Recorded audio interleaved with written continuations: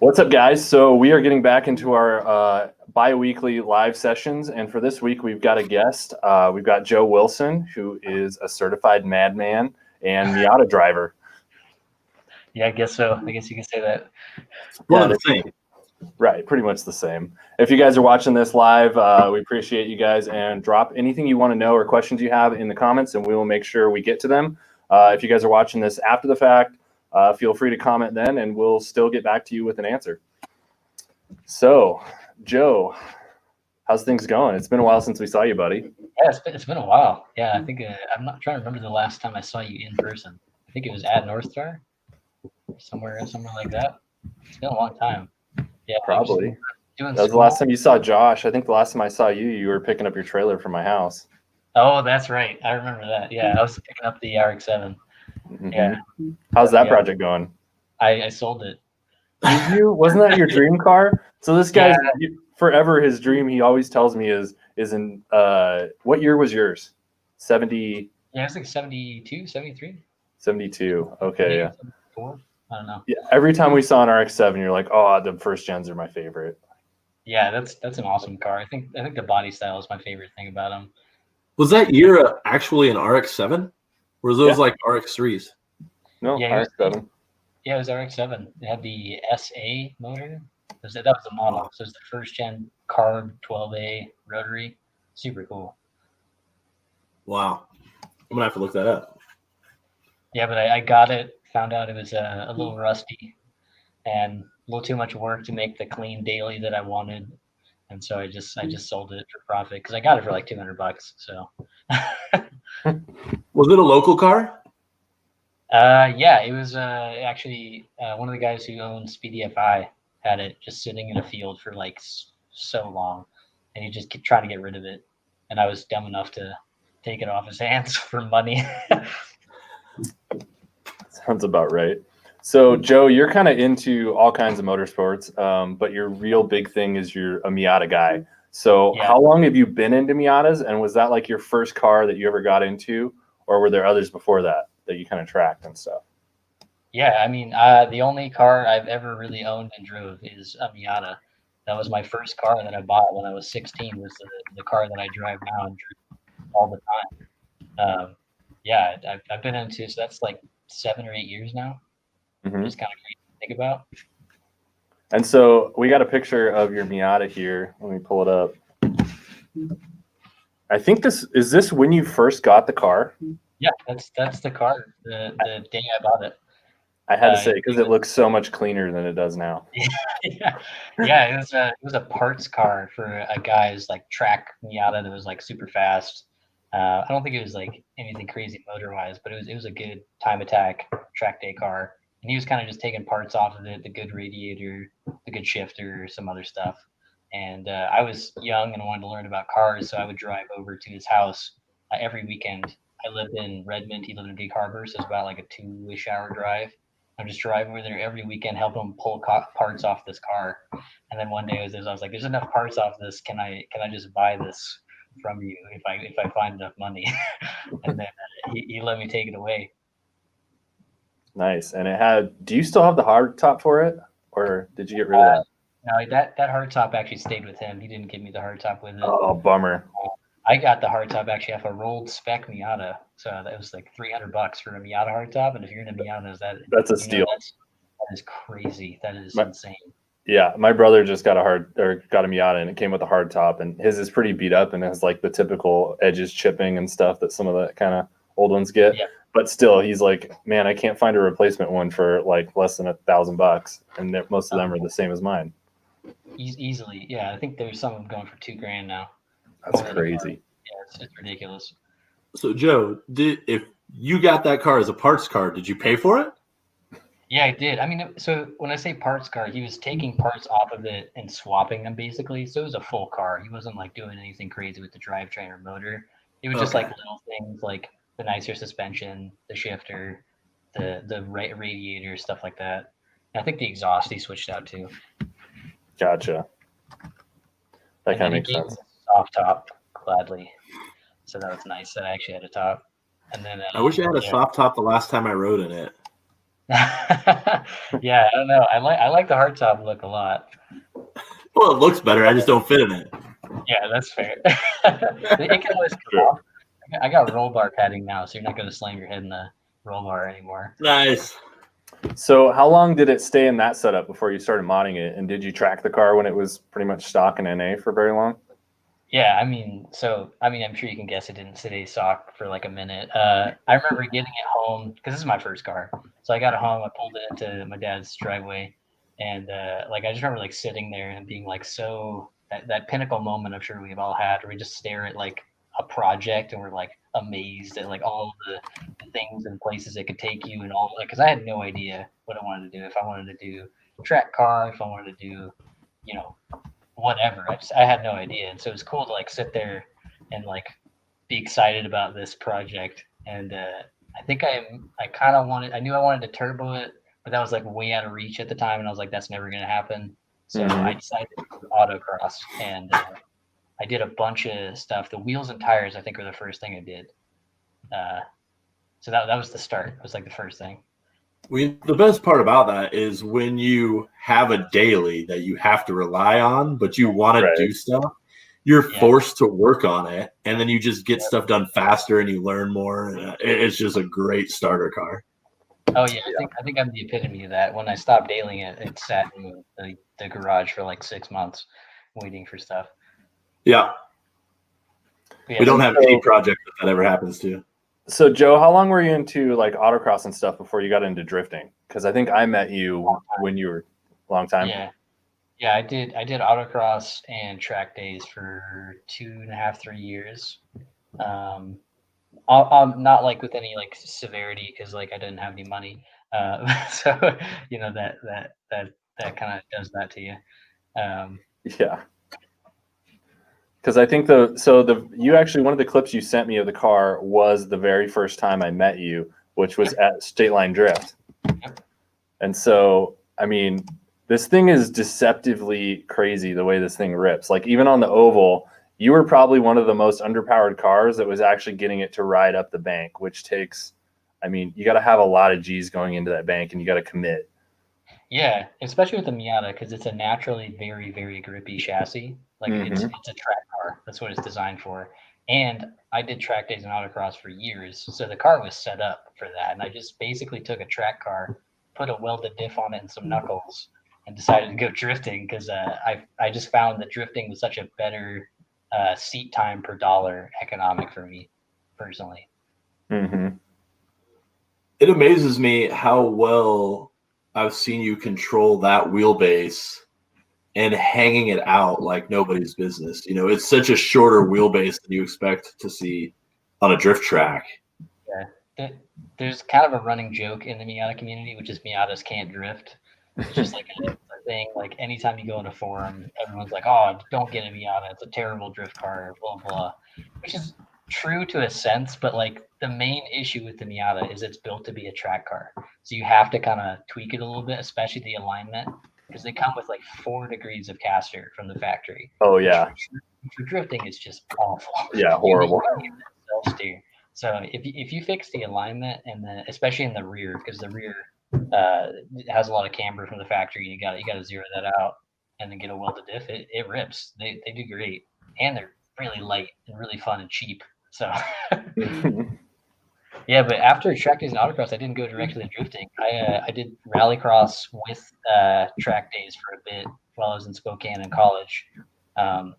And that was super fun because I just took a track car, put some winter tires on it, and just ripped around the winter rallies. And that's another winter rally for a couple of years. Yep, yeah. We were out there with you. That's exactly why we got the Corolla. Was the same thing. We got that car intentionally for rally though, and we're probably going to do a few other things with it. But yeah, I was still daily driving it at this point because I daily drove it. I remember that 5.5, 6 years around that. Only in the last 2 years have I not daily driven it. At what point did you do the turbo? That when I was 17. Oh, wow. So, yeah. So I bought it really early. I got told so many times this is a dumb idea, which to be fair kind of was. But I bought it. I had it for 6-7 months. I had like 2 autocrosses under my belt. And I don't know what compelled me to do that, but I was like, I need to turbo this car. I've never been into like speed or power or anything like that. It's a Miata. It's not really that fast, but I saw this like ad on Craigslist for this crazy tube ram manifold, ridiculous '90s gritty kit for like $800. And I was like, all right, this is time. I've got to do it. I picked that up when I was 17. Had no idea what I was doing. And nowadays, it's really nice in the Miata community because there's tons of YouTube videos, Car Passion channel, Ginjum. All these people have great instructional videos on how to turbo a Miata. But back then, it was basically just forum posts from like 8 or 9 years ago, just trying to figure it out. So yeah, I kind of slapped it together, thinking it was going to blow up because that's what everybody told me to do. It told me it was going to do. And it's still here. So let's go through your setup. I got it up on screen, but you're running a Garrett Turbo, right? Is it a T25? What? Yeah, this is my revised setup because the manifold I had originally was like a stainless steel. It was an old manifold that had just been through too many heat cycles, and it had a Mitsubishi turbo on it. It was like a TD03 or something. TD04. Yeah, exactly. Yeah, it's a weird 3-bolt one. But this is the revised one. This is what I would do if you're going to turbo Miata. This is the setup I would go for because it's the most reliable, easiest to work on. Bolt on, just send it. That's actually what we have for the Corolla. We have a 13G turbo off of DSM. That was exactly what it was. Yeah. Yep. And so you're running. It's a Garrett Turbo off of. Is that one of the Ford turbos? No, what's it off of?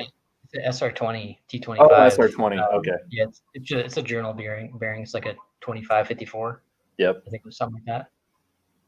And then it's got a Kraken manifold, cast manifold. After the stainless steel cracked like 8 times, I went for cast, and I've never looked back. And then it's got a Saab intercooler actually. So it's got 2 inlets on the same side, so you can see the intercooler piping crossing the belts and going on. It's pretty weird. I know, and I remember. Did you run it? Did you always have an intercooler? Yeah, that's the same intercooler I've had ever since I turboed originally. Yeah, I remember the first time I looked at your setup, I'm like, wait a minute, you're running non-intercooled? And you're like, oh no, it's the same side. And you get your head around the radiator hose and you're like, oh yeah, it goes forward. Good. Yeah. On the new setup, you can actually see that black pipe there is radiator hosing. It's just being used as an intercooler pipe. Wow. Perfect. Yeah. And so how much boost are you running? Like 7.5, I think, around that. So nothing crazy. Makes like 180. And it's made it for 6 years, 7 years, 8 years. While Dave's driving it and driving it to and home from track events. Yeah. Yeah, I still do that. I don't have a trailer, so I still drive it to events. I'll never forget that picture that I saw with all your tires strapped to the deck lid. Yeah, I've gotten pretty good at that. I fit 11 tires in it last time I went down to Villains. So you drove it all the way to Villains and back? Yeah, I drove it all the way to Villains with 11 tires, all my sleeping stuff, all the food, everything. Okay, so hold on. Let's talk about this magicianry that's 11 tires. So you take the trunk lid off, right? Yeah, that's how you run. So how many do you get down in the trunk flat first? None? Because I see you stack what? Is it 4 or how many do you get across the back in the trunk? I can fit 6 on the trunk. So where do the other 6 go? So then you have 2 that go on top of that. So like here's the roof, here's the trunk. You got 6 tires right here, and then 2 laying flat on the roof right here, strapped to the other tires. 4 inside on the passenger seat. You can fit 2 behind the roll bar, and then 2 in between the space of where your shifter is and the back area. So oh my gosh. Joe, just so you know, I have a trailer that sits at Ryan's house that is pretty much like community property at this time. Yeah, I just need to buy a trailer, honestly, at this point. Okay, I got to find the picture of the tires now. Yeah, I think I have some of them on Instagram. I'm looking on Instagram right now. Oh, that's great. I think the last time I saw that picture, I don't think it was Villains. I think it was State Line. Yep. For State Line, you can actually see it in the dock that Jackson made. I just have all the tires strapped to the trunk driving there. That's exactly where I saw it. Hilarious. 11 tires. Yeah, that was back when I only had like 4 wheels total, and then all the tires were off of it. So it was so expensive to mount them every time I would like through them. Now I have like a bunch of them. Oh, that's too funny. Well, Ryan's looking for that. It wouldn't be a Boost Rodeo Live without a cold beer. So what are you guys drinking? Got a kilt lifter. Nice. Yeah. No lie, Wrecking Ball. Imperial Wrecking Ball. Stout. And I got Wallace. So we got the Washington representing a little bit of Idaho. Okay, here we go. Yeah, there it is. So there's. That's the first Villains event. Yep. Yeah. So you got 4, but you guys can imagine 6 tires strapped like that. Yeah, and there's 6 in the car right now for that one. That's insane. So you can imagine. So there's 4 in the passenger seat, 1 behind the roll bar, 1 literally in between my shifter and the roll bar, and then 2 more on where that trunk is, where the trunk lid is on the window right there. Is the trunk lid all the way up against the back glass? I actually don't have back glass right now. Well, you know what I mean. Yeah, no, but it's actually in the car because there's no back window. Okay. Perfect. Yeah. Oh man. And so let's see. So what's your favorite course? You've been getting around a little bit, but it depends on for what reason. Like for drifting, it's definitely Villains right now. Because of the culture, I think Nate, who runs Villains, is incredible. He's just an insanely nice guy. I remember Connor hit a wall and broke a bunch of arms, and he just helped us fix it all. He took us to we went to the shop. He literally jigged up a new arm, re-welded it for us, put it back together. So I love the culture there and the environment and the track, because the track is crazy. So it's a fun little. It's based off of Meihan, which is a Japanese track, and it's great. Yeah, and I know you rip SCR, but that's such a fast track, whereas Villains is so much more technical. Like it's set up like a true drift track where, SCR obviously isn't. And we have some good clips. Like I got to hand it to you, because watching you out at SCR, like you're easily the smallest powered car that's linking most of these corners. Like it's just your car should be able to do it, but you somehow make it do it. Thank you. Speed helps. Just keep going faster. That's probably the hardest link right there. Yeah, it's top of third gear. So yeah. Because you come out of that right before that, there's an enormous bank turn that, I mean, you got to enter that thing at like 60 or 70 in the Miata, right? Yep. And so you got to 65 or 70 as well, maybe a little faster.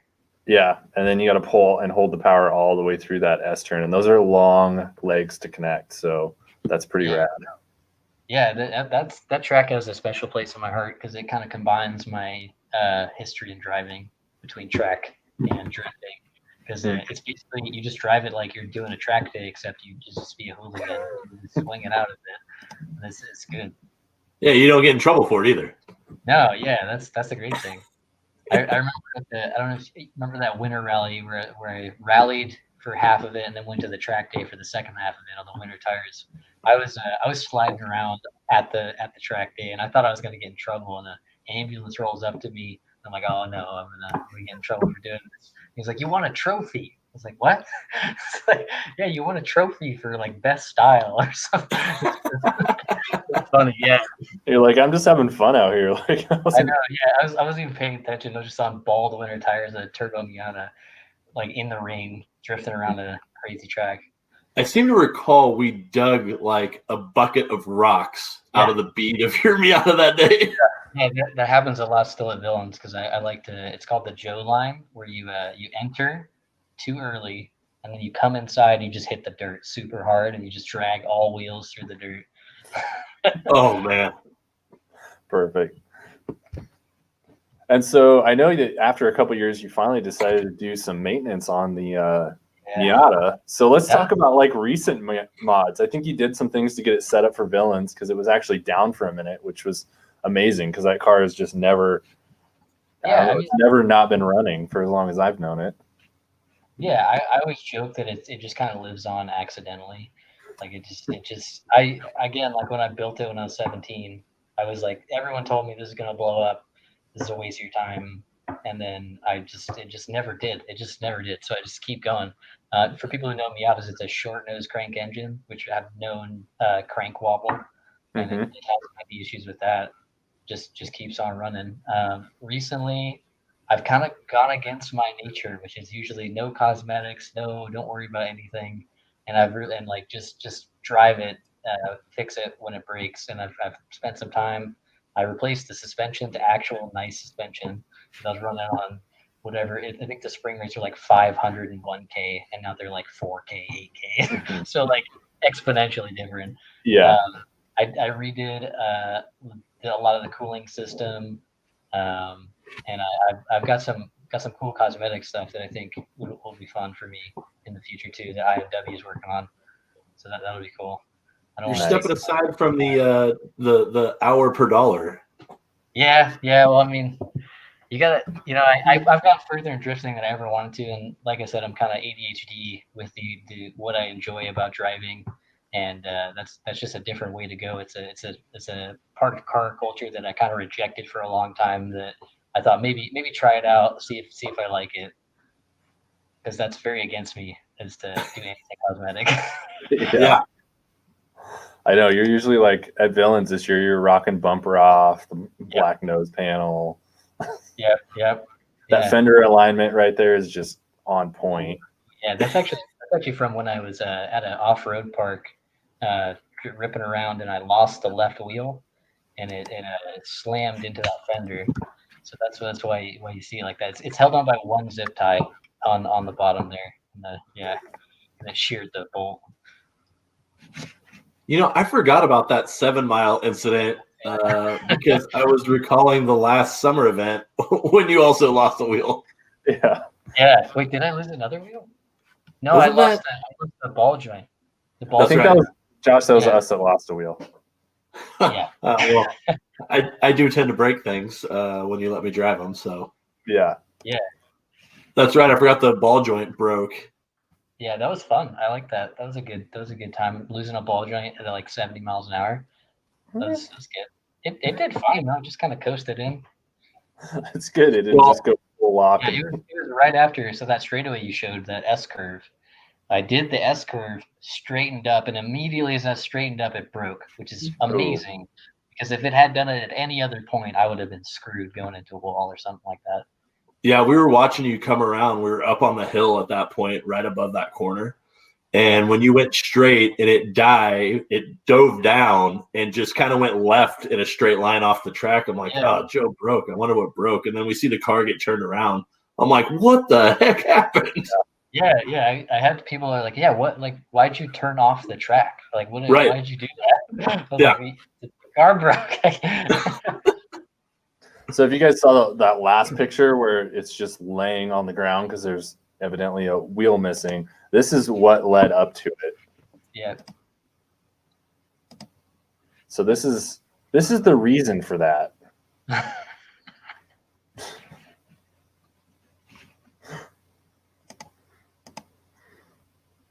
So just good old day in the off-road park with a Miata. Yeah.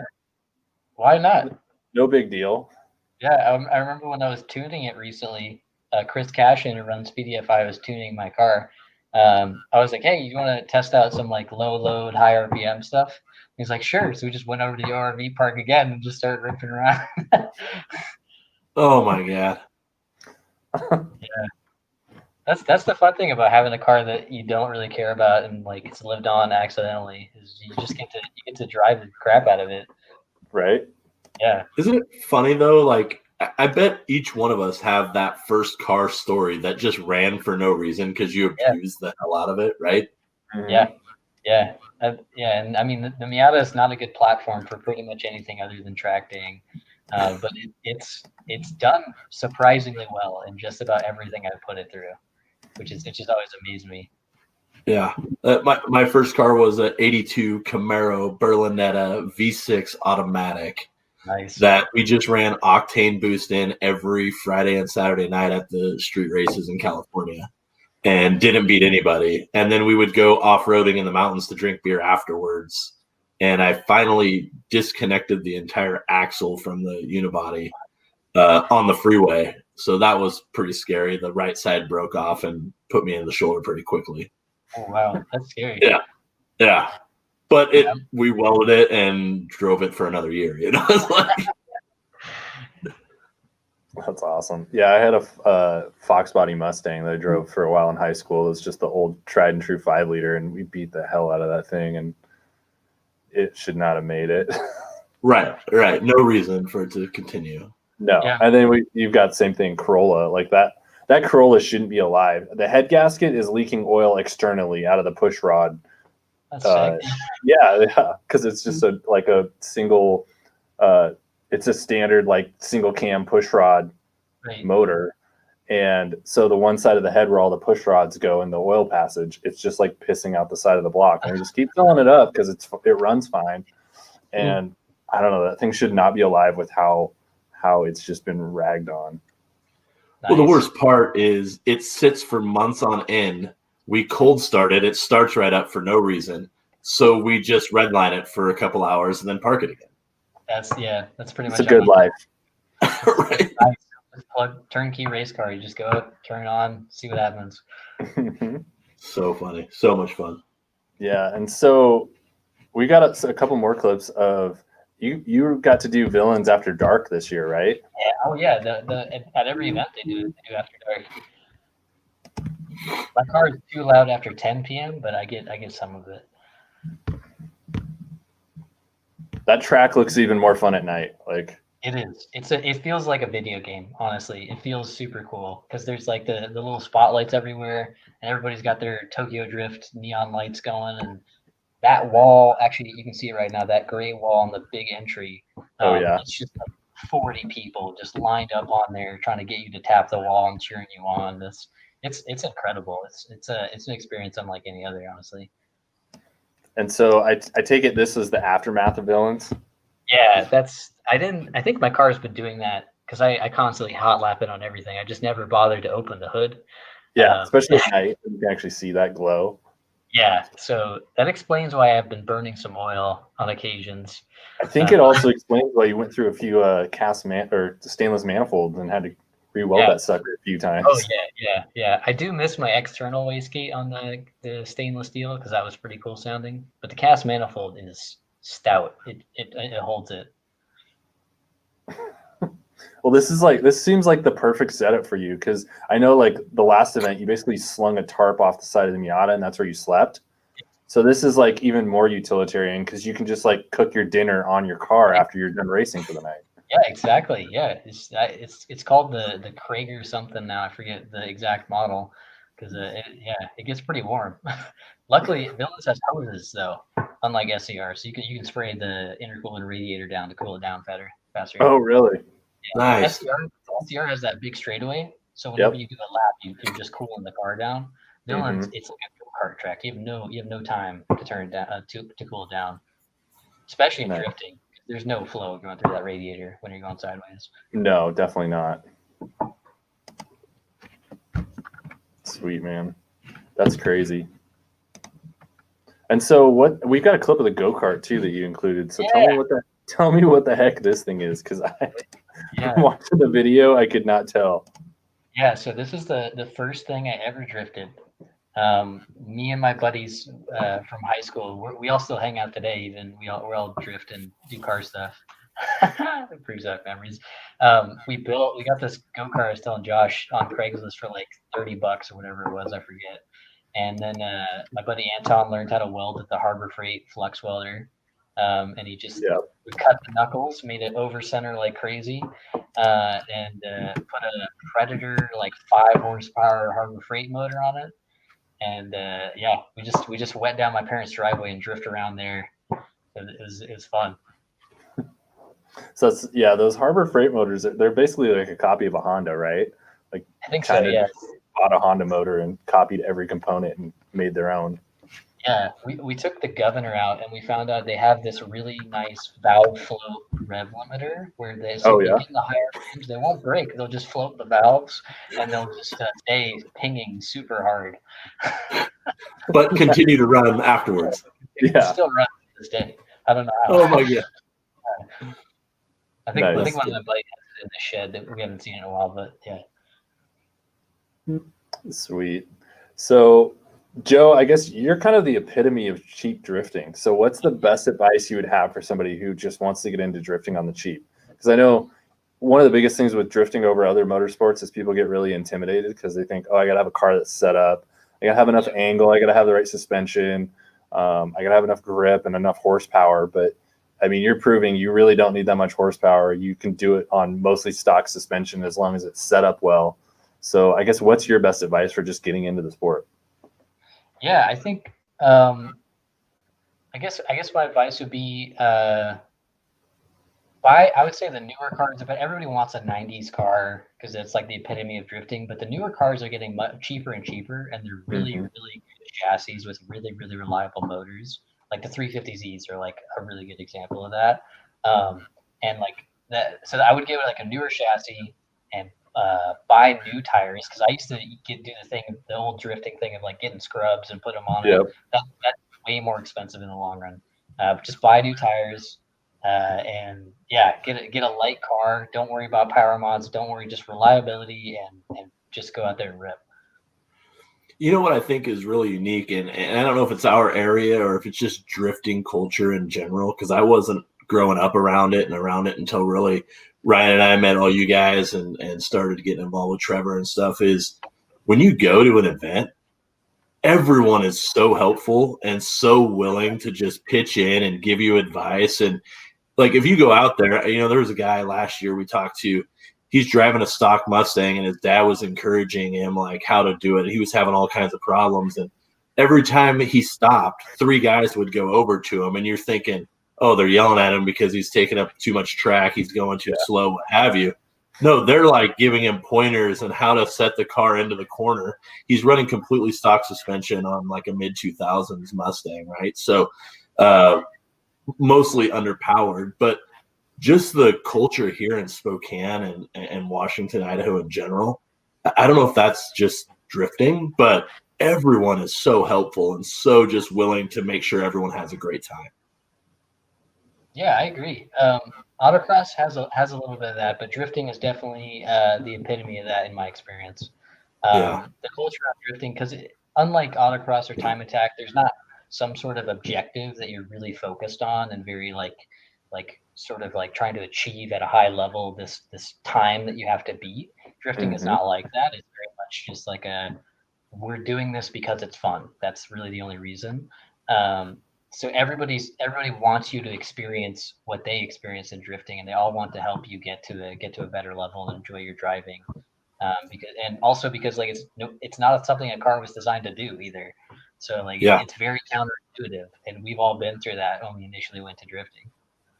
I think I've witnessed this in Baja racing and stuff before, and I think you're probably a great example of this. Is you'll have somebody with a $50,000-$80,000 setup out there just slaying, and they'll come over and want to check out your Miata because they're seeing what you're doing, but you want to go check out their car, right? So it's such a cool culture.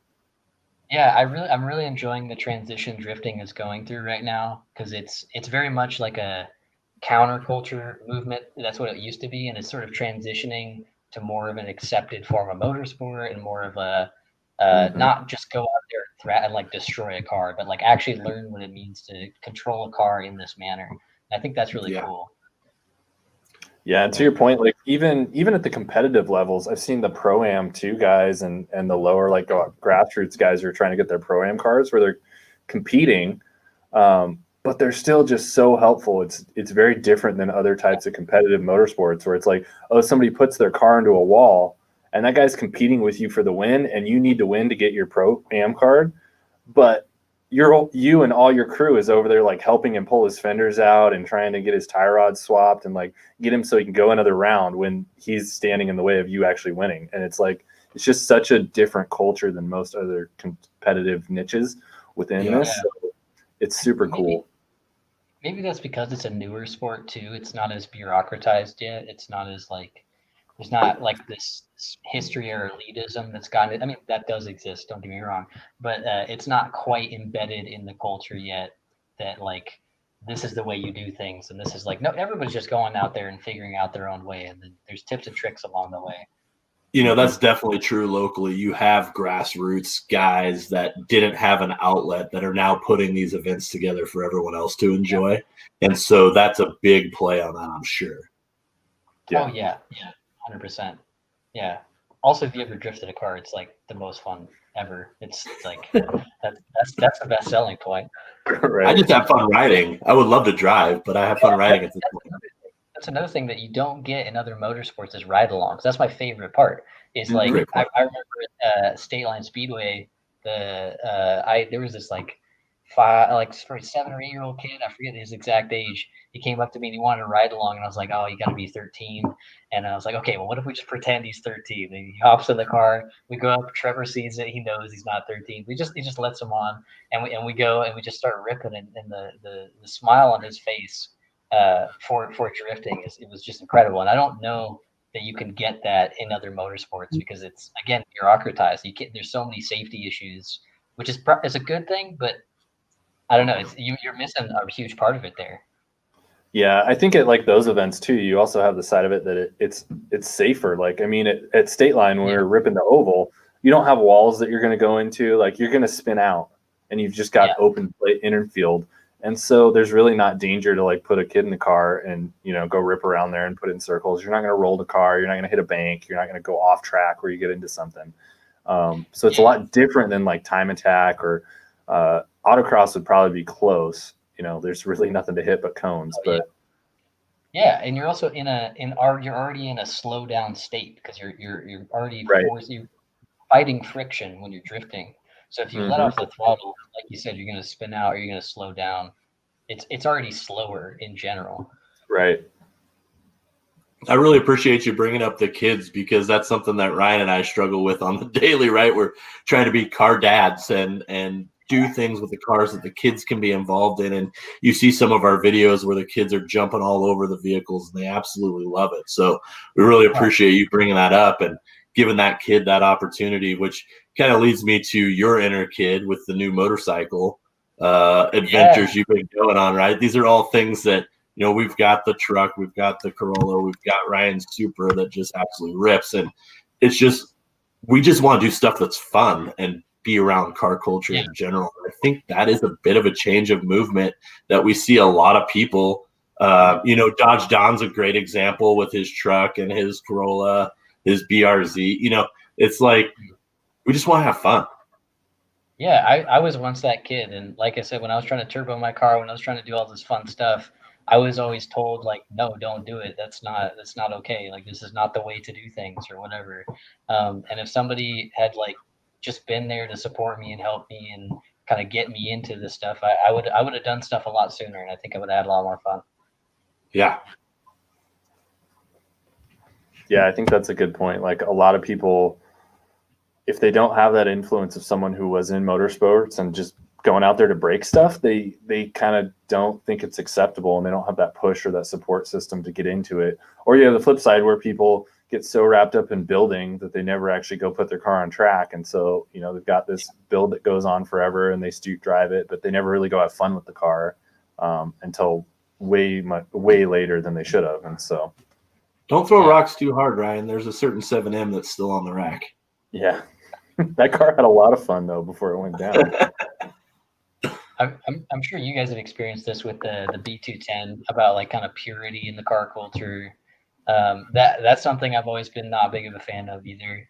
Is that notion of like this is the way something should be, is only this way, It's funny you bring up the B210 because Ryan and I had this exact conversation. Once Ryan got it to his house and started cleaning it up and got the brakes together, and it's like, okay, what next? And so we joined a couple B210 groups and said, hey guys, we got this car. Here's what we're thinking about doing. And holy cow, man, we got just absolutely rage back. And it's like, okay, maybe we need to reevaluate what we have. And then we were torn, like, this car is in such great original condition. do we cut it up or give it to someone that appreciates it more and start with a better platform is really what it ended up coming down to. That platform is not very, I mean, it's your Miata is night and day better than that platform with, spring rear, no sway bars. Like, dude, the Corolla is leaps and bounds, like suspension and technology advances wise above the B210. Like, like it's leaf sprung, solid rear axle, floatiest rear. I mean, the leaf pack I think has 2 leaves in it, so it's like the softest. I mean, you're going on the highway and you go like this with the car and it just swaps up and you're just like, oh god, we'd have to tear the entire underside out of this and re-engineer like a custom 4-link and all this stuff. Like, but anyway, so I kind of see both sides of that culture. Just being a super guy, I see a lot of that where they're very purist and there's this constant tension between, do you build something that's just a complete animal or keep it original? But I totally agree with you, Joe, is it shouldn't always be that way. Like, it's hard to watch somebody who goes and buys like a pristine car. Like if somebody found a Miata with 40,000 miles that was just pristine, people would be like, don't tear that thing up and swap an LS into it and do all that. And that's one thing. But then there's the other side of it, who you're buying a car and it's a kid's car and it's like yours. It's not perfect. There's no reason that you have to do it the way other people have done it or the way the car came from the factory. Like you're learning and you're enjoying it by making it better and doing something your own way. You know where I think we lost it with the B210, Ryan, is when you got it together and we just drove with the windows down a country road through wheat fields. There was like this nostalgia that you can't really describe, but it's like, yeah, we probably shouldn't do that to this car. Right. Yeah. We lost Joe. Yeah, you're totally right. Like that was one of those cars where we didn't really go into it thinking much of it. We're like, oh, this is kind of the weird Datsun that was just an economy car. Nobody likes these. They're a weird body style. It's not a Z car. Yep. It's slow. It's a 4-speed. It's not even a 5. So there's the gear ratios. Everything's off about it. And so it wasn't until, like you said, we got behind the wheel and we drove it and we're like, this thing is not fast. It doesn't handle well. It doesn't do any of those things that we typically look for in a car well, but there's just something about it that's super cool to drive. Like it just has something totally intangible. Like you can't describe it unless you ride it. Like if you remember when I took my wife for a ride, she didn't even want to get in it. And then she was laughing by the time she got out of it, just because it's like riding in my flatbed. No seat belts, bench seat, 4 on the floor with a granny. It's not the most fun, but it feels really cool to drive. Right. Yep. It's just totally something. It's like a Miata. Like, so my brother recently bought a Miata because he was like, well, I want to buy another car that's cheap to mod and just do stuff on, because he's got a BMW and we all know what BMWs are. Let's be honest. And he wanted like the complete opposite, something just to bang on and do whatever. And so I gave him a list of cars. I was like, you could get another BMW. You could get an E36 or a 46. And, that's a great chassis. There's tons of stuff. You can go get a 240, but you're going to pay drift tax on them now. Or you can go get like an older RX-7, but you're going to want to swap it because you're probably not going to want to deal with the rotary if you're going to really hammer on it and you don't know them. And so I said, or you can get a Miata. And he was like, a Miata? And I was like, there's a reason people say the answer is always Miata. Like they're the cheapest car that you can upkeep and just do whatever to. And so he ended up buying one. And it's just that thing. Like there's something about them when you drive them, they just handle well. There's a reason people track the hell out of them. Yeah, people are always surprised, like at drift events, whenever you get someone to ride along. My car doesn't look great, but then when they get in the car, it performs amazing. Like it feels like a very well put together car, even though it isn't one. And that's a credit to the Mazda engineers who made it. Yeah, it's wild. I drove Dustin's car and just around my neighborhood before he changed some stuff when it was all stanced out still. But it is like a slot car. Those things are on rails, absolute rails. And like you said, underpowered, but you feel like you're driving a comfortable go-kart. Yeah. Right? I mean, I don't fit in them, but they're still fun. You could. There's ways. There's ways. Remove the top. Yeah. Well, guys, I think we've gone pretty long here, and we've probably lost most of the people in the live, but hopefully some people will get value out of this and watch it later too. But I wanted to wrap up. Joe, I wanted to ask you like 3 questions and just kind of summarize everything. So first, what is your most fun experience that you've had in your motorsports journey? Like, what is the one thing that really stands out that just was impactful to you? I was watching that Villains Nighttime video. I've never thought about that. I think Villains. Villains is just such a like the epitome of really high level drifting, crazy track with a bunch of walls. My car was all set up for it, and it was like cost no money because I'd gone through all the iterations of the previous years trying to figure out the best tires to use, what alignments to use, all that stuff, and it was a really fun time. I think that was my favorite. But then I'd also have to say, like, the going over to that guy's house every weekend and just learning about cars with like fresh eyes was really cool. He was just willing to like let this nobody kid come into his shop and like mess around with some tools that he probably shouldn't be messing around with, and that was a good learning experience. Yeah, those are both good answers. So next question, this might tie into the other one. We'll see. Who was the person you've met along the way that kind of had the biggest impact on you? For sure him, but I'd say Mirko. He was my driving instructor when I first came out to do a track day, and because when you do a track day, you have to show that you can actually drive on a track. Otherwise, they don't let you drive on it. And he was the instructor for the day, kind of like showing me how to do that. And he was so positive and so like willing to like be patient with me and address all the things that were wrong with my obviously not good setup car and like help me along the way. So he was definitely the most influential. Influential. Where was that at, Joe? It was at Pacific Raceway. Oh, nice. Yeah. Yep. Very beautiful nice. Track. Amazing. Yeah, great track. Yeah. I did every track they had done was like 185 street tires, stock Miata. It was great. So what's your dream track? Dream track. What's the one track you just want to get on? Okay. So drifting, definitely Ebisu. That whole area is really cool. Ebisu, Minami, or Ebisu West, I think would be cool. And then for just racing, I think Laguna Seca has got to be the coolest track of it. Nuremberg would also be cool. There's a lot of cool tracks. Yeah, I saw your mind go straight there to Nuremberg.